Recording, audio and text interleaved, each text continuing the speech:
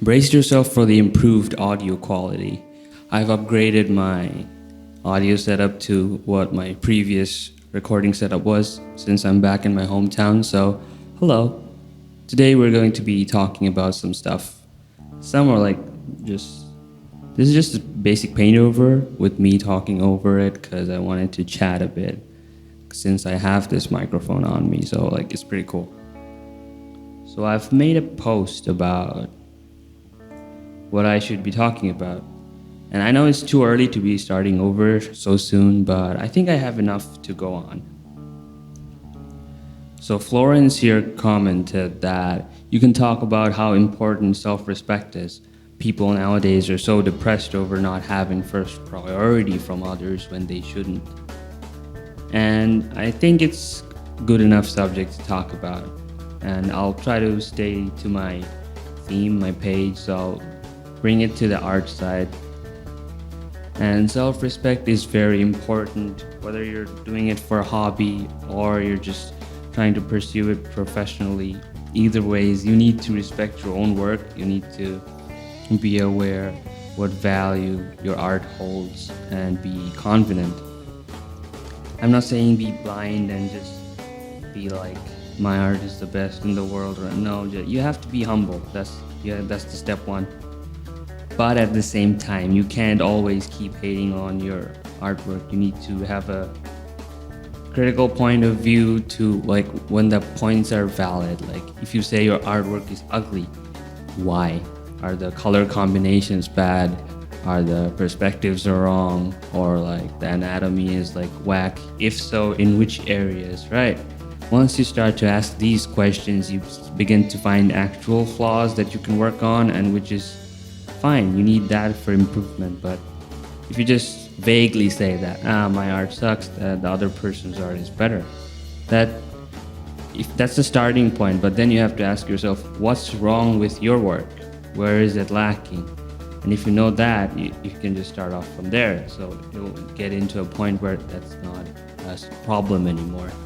So yeah, that can be turned into a positive thing. But if you stop at like self-hate for no reason, just for the sake of it, you'll never get anywhere and you'll be miserable for a while.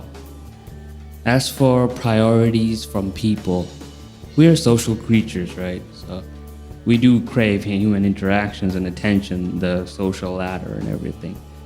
But these days, I don't think it's just these days. I think people have always been like this. We always crave attention and want to be the one who's most desirable, most talked about. That's just the basic human trait. It's not something that's new or happening nowadays.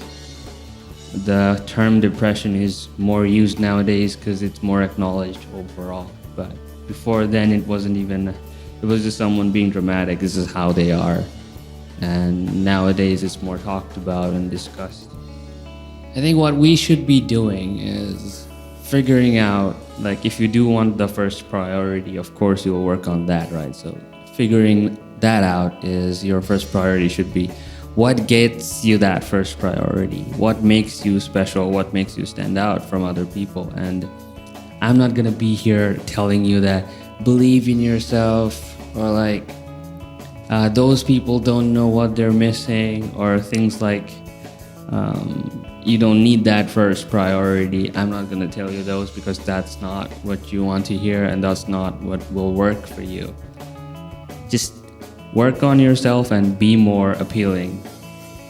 That will help you overall in every part of your life. If you pursue that, you'll find your passion, you'll see what you're good at, and you'll excel at it. And then you'll get that attention you were craving. But that if you like that attention is the thing you were chasing after, on the long term you won't be happy, because then that's a certain kind of thing. That's like money. Like the more you have, the more you'll want, because in the social media spectrum there are infinite ways you can get big. Like first your goal would be I want attention from 1,000 people, and then it will go to 5,000, and then 10, and then it will go to millions and millions. So it'll never be enough.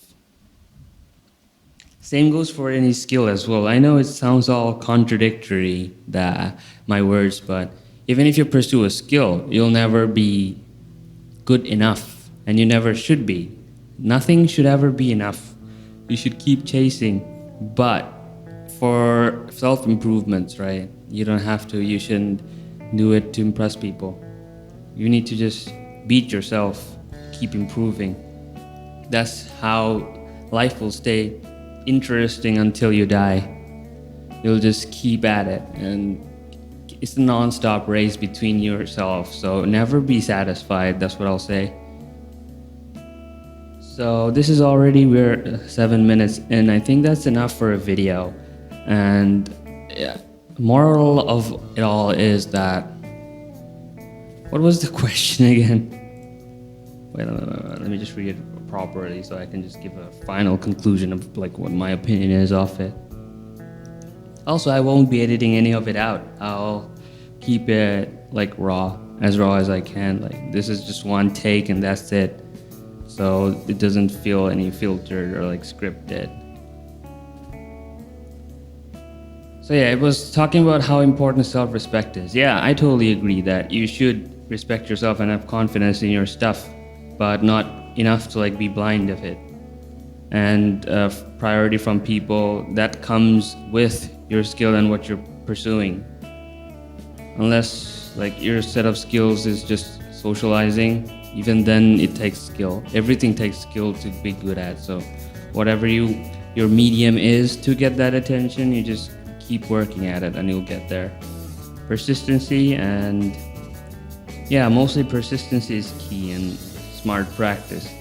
You can't be like doing the same thing over and over again. You need to acknowledge what's wrong or like what needs to be improved, and then apply it on the next training. And the more you practice, the better you get. So keep on that. Raw Mim says, will you be sketching more animals or not? Cats specifically. The Huskies were neat. Do more. Yeah, for now I want to focus more on portraits, because I feel like I'm losing touch on that. I need to find a way to make them better somehow. Like, I want the more organic feel. I have bought plenty of sketchbooks and paints, so I might try to do it traditionally. And as for animals could be a background element. Like, whenever I start doing these things with backgrounds, humans with backgrounds and stuff, animals will definitely be a part of it. We just got another comment. Wait, let it load. Joseph S. says, important fundamentals, basic stuff that all artists and pros and beginners alike shouldn't neglect, or the process of getting better as an artist. For this, I cannot stress this enough. You're never too good to be stopping daily practice. You should be drawing every single day if you're serious about what you do. Some people do it to de-stress, or do it for fun or for hobby. Those aside, anyone who's serious about art and wants to get better, we don't, as humans, don't live for very long. You count your progress as the number of sessions. So if you paint once a week or something, that's one drawing per week. If you do it daily, that's 7 drawings a week. If you do twice in one day, that's 14 drawings in a week. So the more you get mileage out of it, the better you'll go. And even masters still practice anatomy to this day. Most professionals do use references for their drawings because we don't have any photographic memory. Photogenic or photographic? Whatever that is, we don't really know what things look like. We have a basic idea and then we look up references and then refine it. That's how everyone draws. That's how it's been for as long as paintings existed. People would like hire models and then set the whole scene up so they could just paint it. They'd stand there for like hours and get that painting done. So don't be afraid of references. There's no ego or shame or none of those things. Do what you have to do to get your painting looking great.